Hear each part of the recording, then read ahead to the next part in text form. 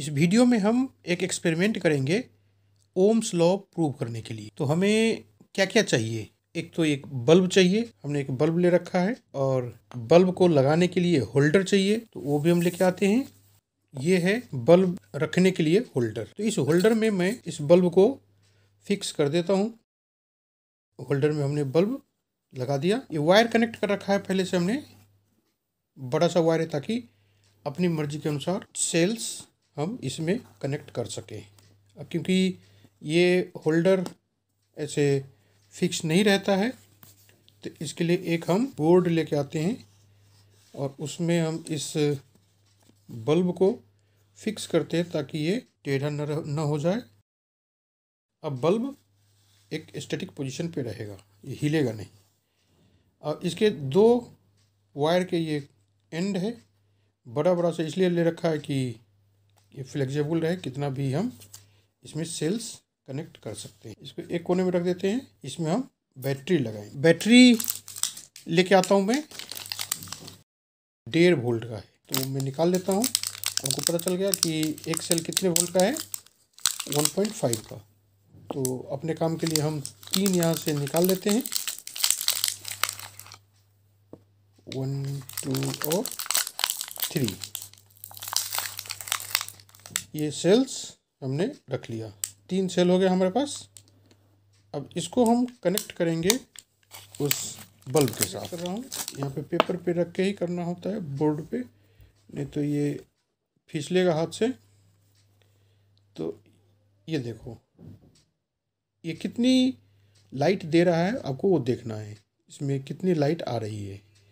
अब हम एक और सेल लेते हैं। तो 2 सेल लिया हमने।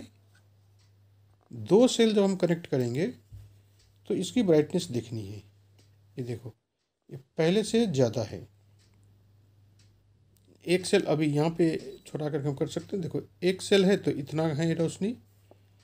जब 2 सेल करते हैं तो ये इतना होता है। अब क्योंकि ज़्यादा सेल लगाने पे ये फ्यूज भी हो सकता है, इसलिए हम 3 सेल पे अपना एक्सपेरिमेंट ले चलते हैं। 3 सेल में कनेक्ट कर दिया यहाँ, और इस कोने पे ये जैसे 3 सेल कनेक्टेड है, जैसे ही मैं इसमें टच करूँगा, देखो ये ब्राइटनेस ये 3 का है। अब एक एक करके मैं हटा रहा हूँ, फिर आप समझते चलना। देखो, अभी जब 3 है तो ब्राइटनेस, अब जब 3 सेल है तो इसमें से इतनी रोशनी आ रही है। एक को हटा दें, सिर्फ 2 ही रखें तो इतनी रोशनी आ रही है।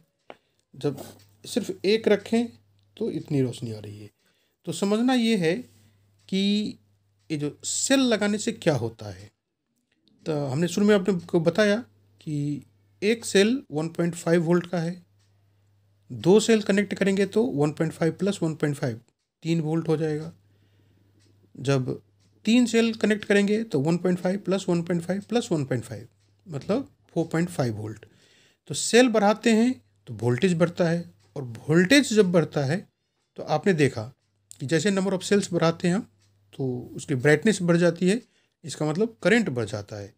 तो समझना यहाँ पे ये है कि जैसे हम वोल्टेज बढ़ाएंगे, करंट बढ़ेगा।